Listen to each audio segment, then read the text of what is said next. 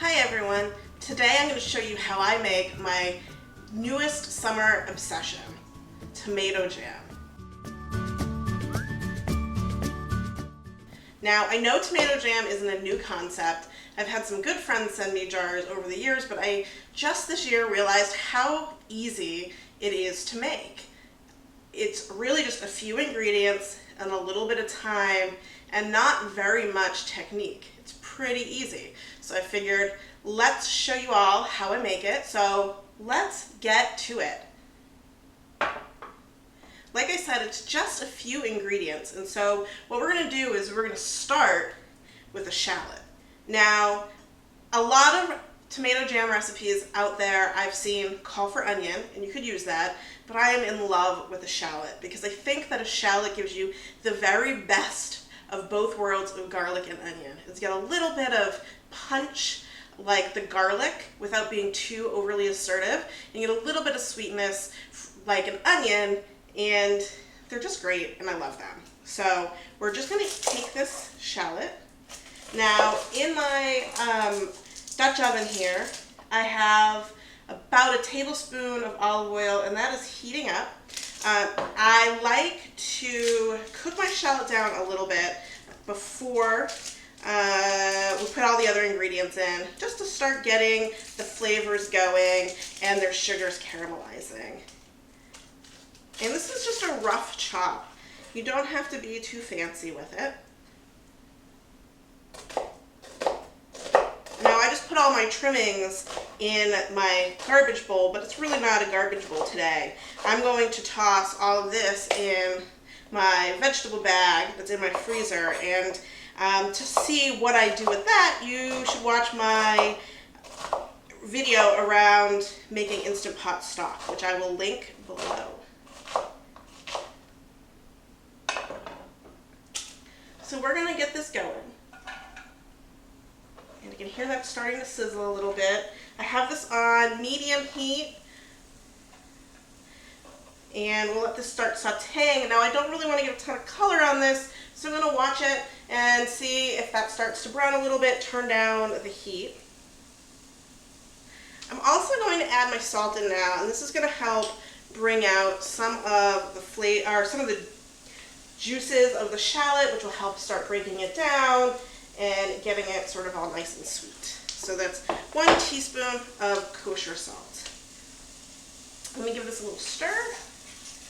And this is just going to hang out and saute, sweat down a little bit while we get the rest of the ingredients together.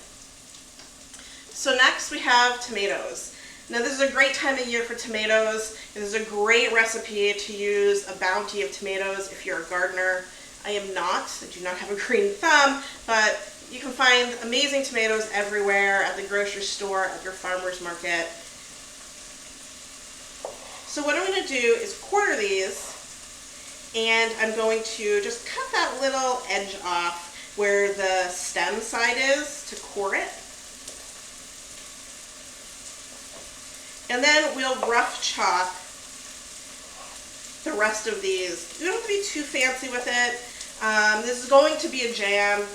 Everything's going to cook down nicely and get really soft and mushy. That's a weird word, but kind of the word for it. It'll just get very jammy. So you don't have to be too super perfect with those. So I'm going to go ahead, I'm going to cut the rest of these up and show you our next ingredient.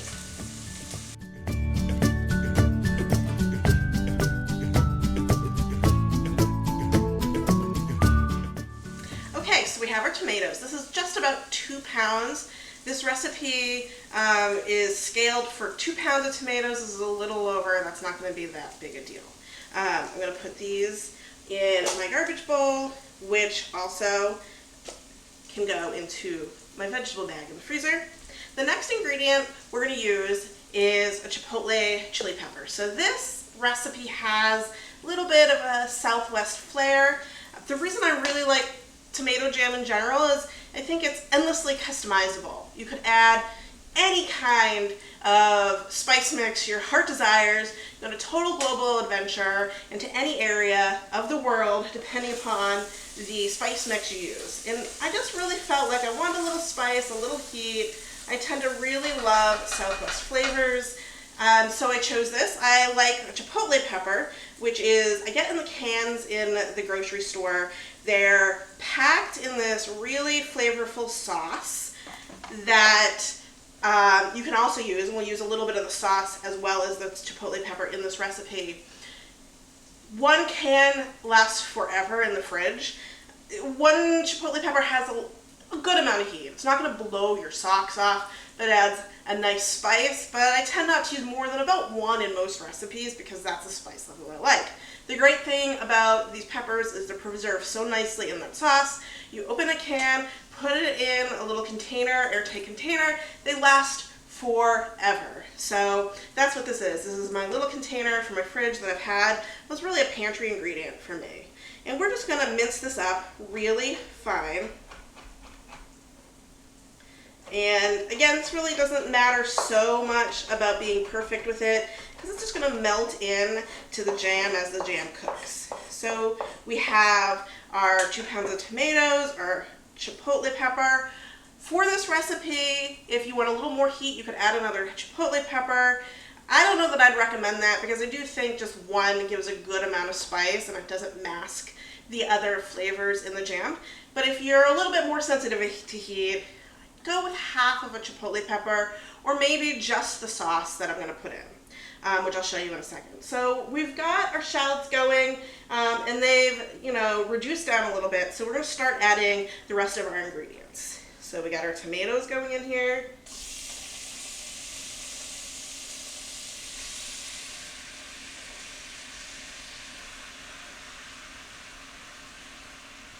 Give this a nice stir. Just to start getting those going. We have our chipotle pepper that we minced. Now we're also, like I said, we're going to use a little bit of this liquid from the chipotles. It's adobo sauce. And I love this. It's very flavorful, very spicy. So if you're a little bit worried about the chipotle pepper in this recipe, you could just use some of the sauce. And I'm going to go with a tablespoon of adobo sauce from the chipotle peppers. And then the other spices I have in here also lend a smoky flavor. I was going for a little bit of a smoky flavor with this jam. So I have smoked Spanish paprika and cumin. Make sure with the Spanish paprika you get a sweet Spanish paprika. In one of my recipe testings this summer, I didn't realize I was using spicy smoked paprika, and there was a little extra heat that I didn't really want. It was fine, it tasted good, but it's a little too much heat for me. So we're just going to add those in. And we're going to go with 2/3 of a cup of brown sugar. I tested this also with white sugar. I tested this with 1 cup to 2 pounds, and I tested this with 1/2 cup to 2 pounds, and 2/3 of a cup was a sweet spot.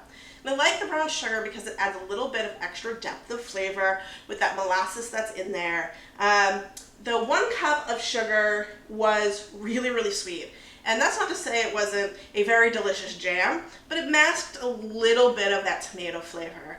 And the 1/2 cup was, again, pretty tasty, but really tasted more like a tomato sauce than a jam. It was a little overly savory for what I was going for. So the 2/3 of a cup really worked well. I'm going to turn my heat up a little bit and start getting this going.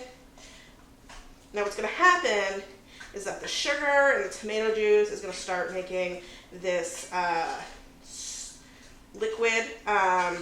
That's going to be very liquidy, and then we're going to cook this for about an hour, and everything is going to cook down, concentrate, and turn into a jam.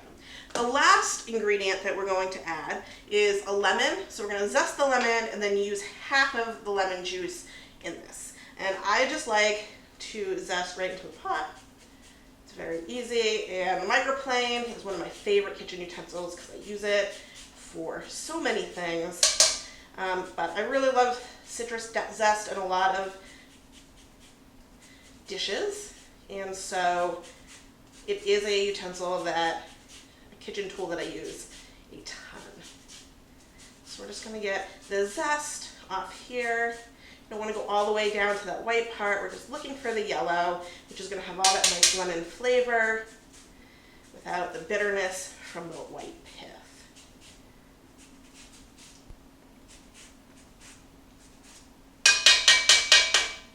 All right, and then finally, we're just going to cut this in half.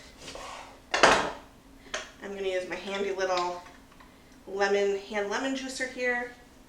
Mix that in, and this adds a little extra acidity, a little brightness, and it really does show at the end. I was afraid that cooking the lemon down was just going to kind of muddle that bright flavor, but it actually holds up to the cooking, and you get that nice lemon flavor in there, which counterbalances some of the sweet and some of the heat.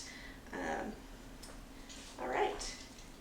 And that's it, guys. This is so easy, and I think this is one of the reasons I really like this recipe.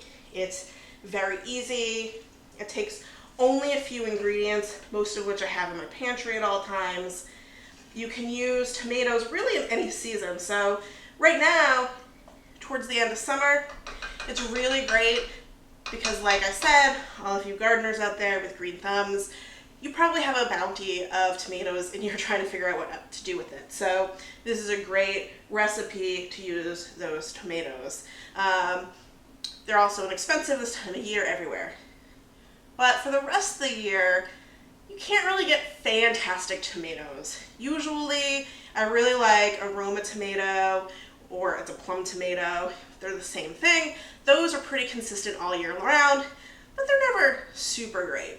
But when you cook them like this, you concentrate all that flavor and you get this nice little tomato pop all year round. So it's really kind of this great year-round recipe that works for all seasons and is super easy.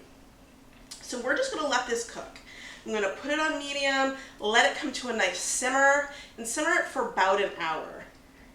The great thing about this as well is that's an hour, pretty hands-off time. We'll stir it a little bit, but you know, I'm gonna go do some dishes. So you can do another kitchen project while you're waiting for this to cook all the way through. So we'll watch this and see you back in an hour.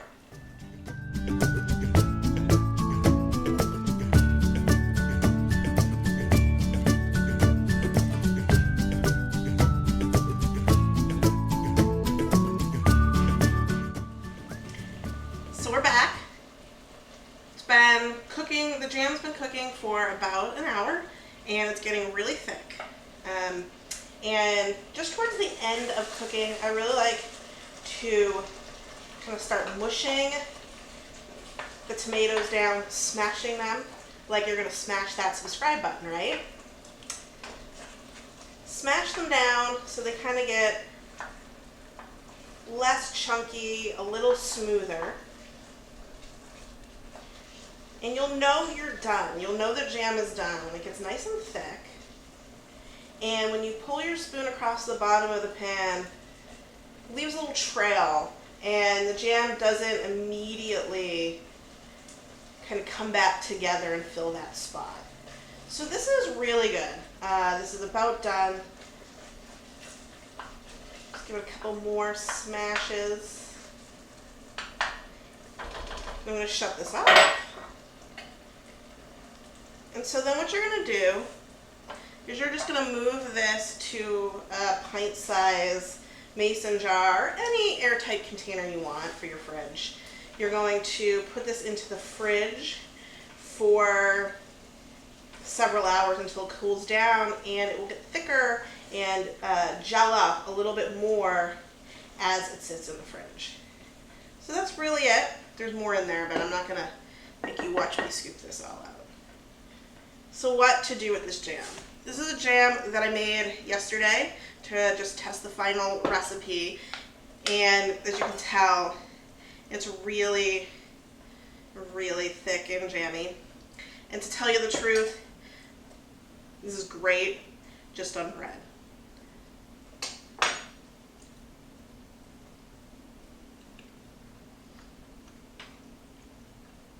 It's really sweet, but not too sweet. You get this nice meaty tomato umami flavor, a little bit of heat, a little bit of smokiness, a little bit of lemon from the lemon zest and the lemon juice comes through. It's really delicious. This is a super start on a cheese plate. On a cheese board, a little bit of goat cheese, a little bit of brie, some tomato jam, phenomenal. We have been using it on grain bowls a lot, so we'll make some grains and some veggies and some protein, and we'll just use this as one of the sauces on there, so that's really great.